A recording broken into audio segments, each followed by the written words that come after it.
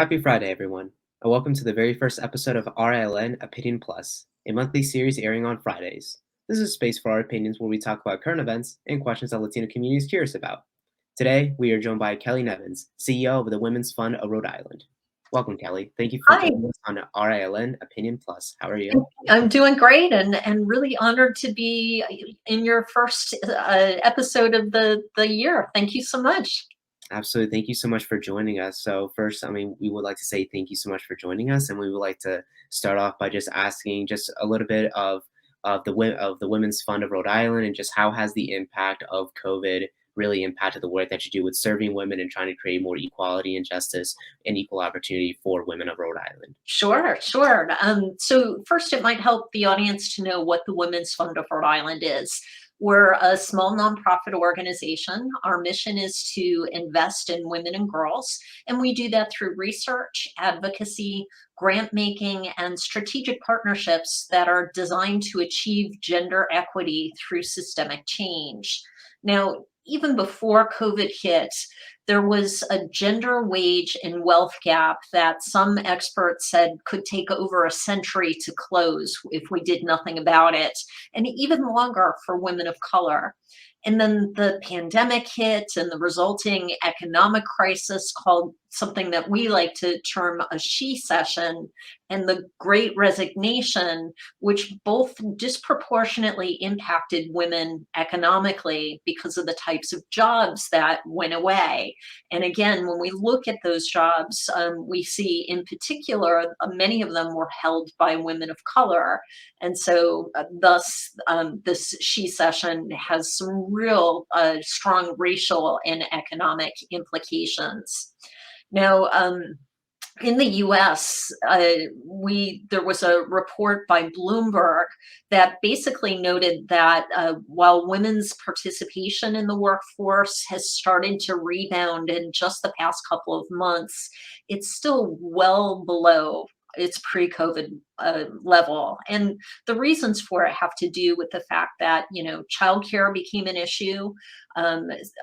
Certainly, many parents and women in particular were taking care of their kids during the school day, which went virtual for lots of people.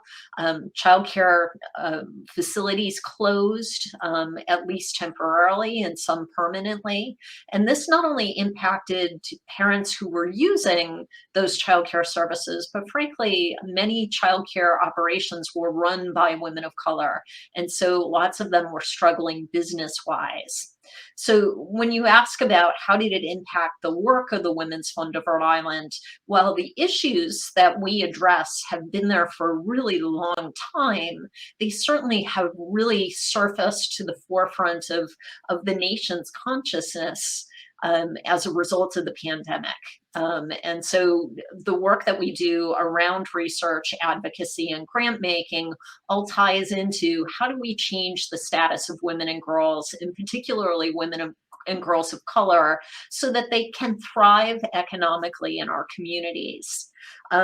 We do research on the status of women and girls in Rhode Island, and I'm pleased to share that we have a great research area on our website, including our Women's Wellbeing Index that looks at how well women do compared to men in every community throughout Rhode Island on the screens of health, safety, education, economic participation, and political participation as well. And so those are all really important. Absolutely. Thank you so much, Kelly, for mentioning all that. And it seems like it's a lot to take in, but it's really interesting because the Great Resignation is an issue that has just happened ever since the start of ever since like halfway through last year. And I'm curious to understand like how do you think the Great Resignation is impacting specifically the women of New Hampshire? Because the Great Resignation is something that's impacting like all young people between ages 20 to 30, and most people are losing their jobs for a variety of different reasons, whether it be working virtually or just understanding that what they studied and what they're working right now is not as fulfilling as they thought it was going to be. So can you go into deeper depth into how the Great Resignation is impacting specifically within like the women of Rhode Island and within your mission? Yeah, well, there are lots of different reasons why people are resigning from work. The areas that we focus on are what are the reasons that are keeping people from getting to work. So it's one thing to choose not to work because you've realized that maybe this isn't the right fit for you, and now you have more choice. It's another when the things that are preventing you from working are, for example, technology related, because now we've gone virtual, or the fact that you don't have people to take care of your children while you're working. And so, having to work and multitask and care for your family at the same time is a real issue.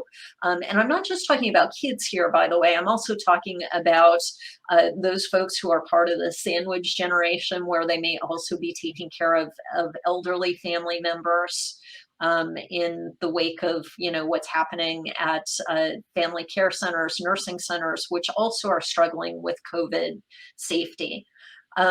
So that's one of the things that we look at. We also recognize now that, of course, women are not as well represented in as you move up the corporate ladder, for example. So for every step, every rung in the corporate ladder, you see less and less women represented. That they have a hard time, first of all, just getting good paying jobs. Mostly, we see women that are represented in jobs where they're making minimum wage, and so they have to work 2 and 3 jobs, and that doesn't give them time to look for the right job that's going to pay them the benefits that they need to care for their families. Those are the issues that we're really looking at. Is at the core, how do we help upstream to change the systems so that everyone can thrive and not just survive in our state. So again, when we think about the work that we do at the Women's Fund, we spend a lot of time advocating for change. And so some of the advocacy priorities that we have this year fall around improving access and affordability to the childcare infrastructure, expanding paid family leave, so that everybody who welcomes a new child into their family or experiences the need to care for a close family member doesn't have to worry about, if I take this time out of work, then am I going to be able to pay my rent or put food on my table? Things like that. Um, we're also looking at some more systematic change types of pieces where we want to see women and people of color more represented at the tables where decisions are made and resources are allocated. So that means, making sure that our state boards and commissions are diversified. And frankly, we've been working with the Rhode Island Latino Policy Institute, Rhode Island Latino Institute, to talk about how do we change those dynamics so that there's better representation of what our community looks like at those tables where decisions are made and resources are allocated. Absolutely, Kelly. That was like a really, really thought out answer. And like with like my next question, like I'm very curious to understand like how are you trying to involve and educate the community about these important issues? Because because within the reason why women are so underrepresented within the workforce is because the culture within a lot of businesses there exists systematic bias which which creates new barriers for minorities, specifically women and women of color, to move up the rankings. And if they do move up in positions, they don't feel like they belong there, which is something that's very important.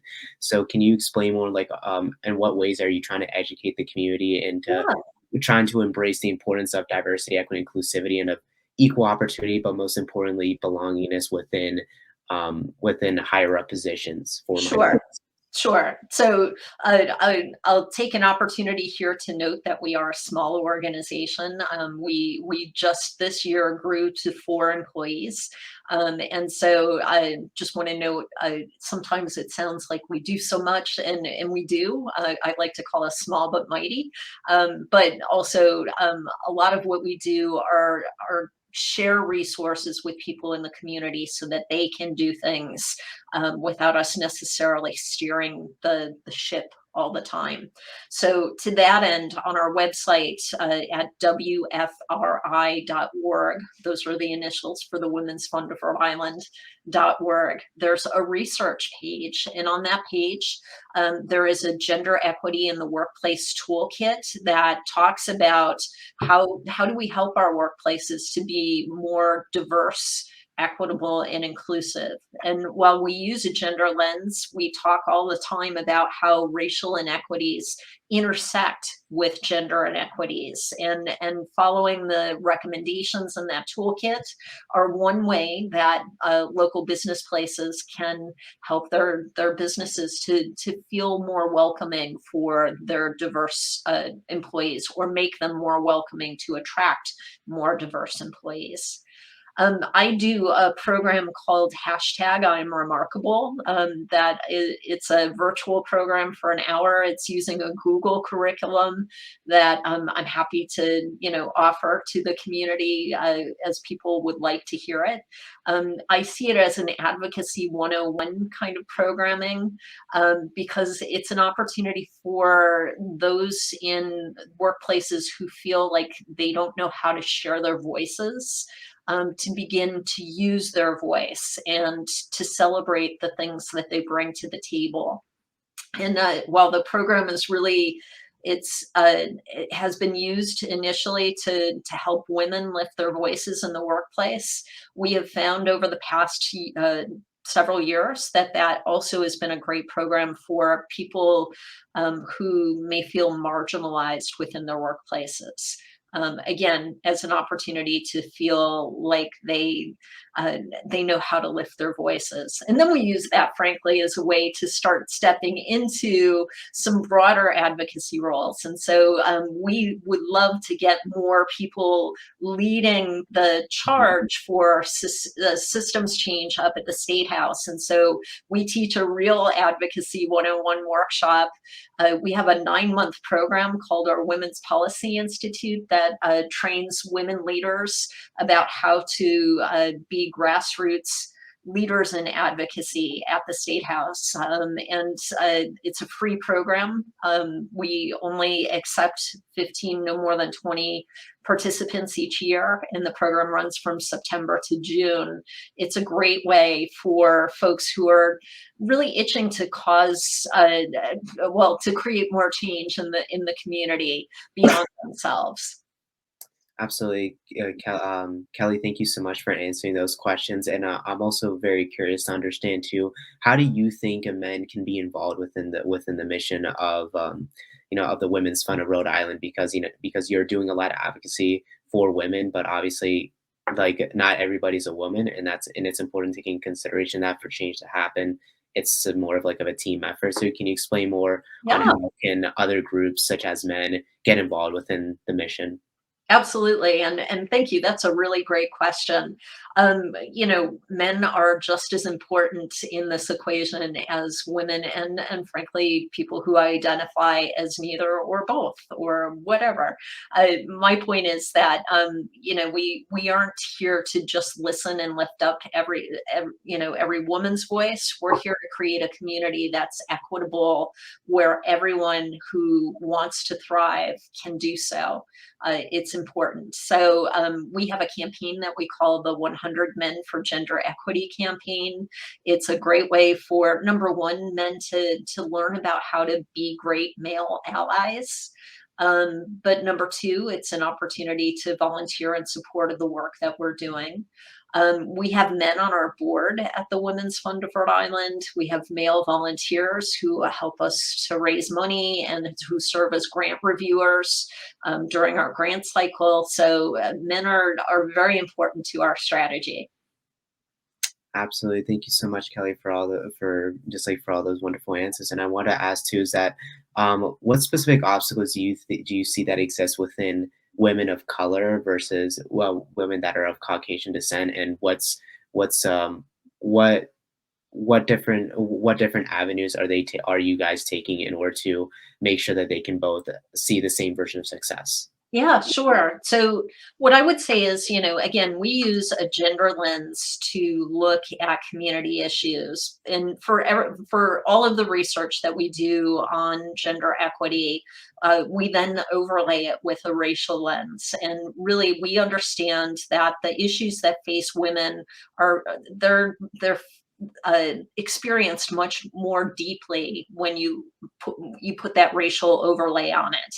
So just when we look at, for example, the gender wage gap, women overall make about 82 cents on the white male dollar.